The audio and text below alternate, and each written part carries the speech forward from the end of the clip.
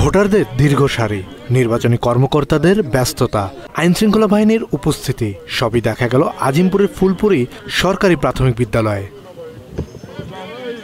হঠাৎই দেখা গেল বিশৃঙ্খলা, আচমকা কেন্দ্র দখলের চেষ্টা একদল দুর্বৃত্তদের। তাদের প্রতিহত করতে এগিয়ে এলো বর্ডার গার্ড বাংলাদেশ বিজিবির সদস্যরা। ত্রয়োদশ জাতীয় সংসদ নির্বাচনকে সামনে রেখে বিজিবির আয়োজিত নির্বাচনী প্রশিক্ষণ কার্যক্রমের মহড়ায় দেখা মিলল এই দৃশ্য। এ সময় অতিথির সারিতে বসেছিলেন প্রধান নির্বাচন কমিশনার এএমএম নাসির উদ্দিন সহ আরও অনেকে। মহড়া পরিদর্শন শেষে প্রধান নির্বাচন কমিশনার সাংবাদিকদের সাথে আলাপকালে সুষ্ঠু, শান্তিপূর্ণ ও নিরপেক্ষ নির্বাচন নিশ্চিতে আইনশৃঙ্খলা রক্ষাকারী বাহিনী সর্বোচ্চ প্রস্তুতি নিয়ে মাঠে নামছে বলে জানান। একই সাথে ঝুঁকিপূর্ণ কেন্দ্রগুলো রেড, ইয়েলো এবং গ্রিন জোনে ভাগ করা হবে।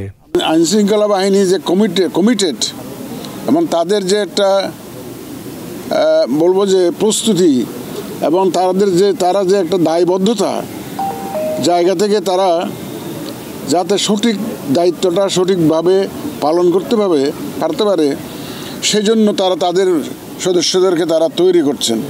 আমরা যে জাতিকে যে ওয়াদা দিয়েছি, আমরা এই যে একটা সুন্দর সুষ্ঠু নিরপেক্ষ নির্বাচন উপহার দেওয়ার জন্য আমরা সেটা ইনশাল্লাহ সবাই মিলে ইনশাল্লাহ অর্জন করব এবং ডেলিভার করব।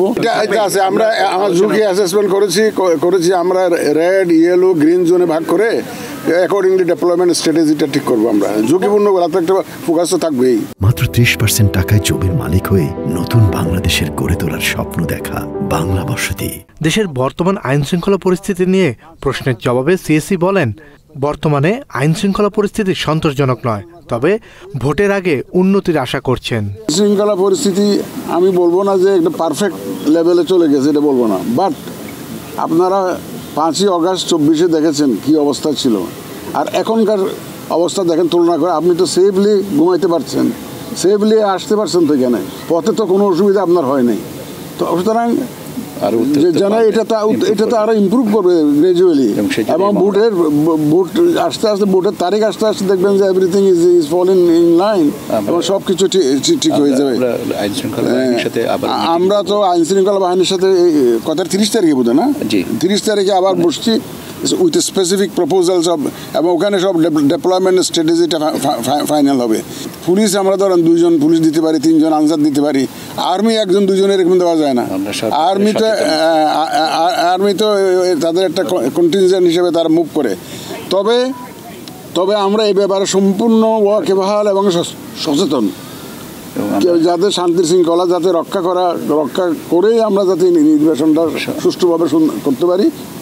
আর যারা প্রতিহত করার ঘোষণা দিচ্ছে, যারা সব ধরনের ব্যবস্থা আমরা নিব। নির্বাচনে সারা দেশে বিজিবির 1210 প্লাটুন সদস্য দায়িত্ব পালন করবে। এছাড়া সন্দ্বীপ, হাতিয়া ও কুতুবদিয়া ছাড়া সব উপজেলায় আইন শৃঙ্খলা নজরদারিতে থাকবে তারা। একই সাথে সীমান্তবর্তী 115টি উপজেলার মধ্যে 60টি উপজেলায় এককভাবে নির্বাচনী দায়িত্ব পালন করবে বিজিবি। কাজী পাপ্পু, বাংলা এডিশন।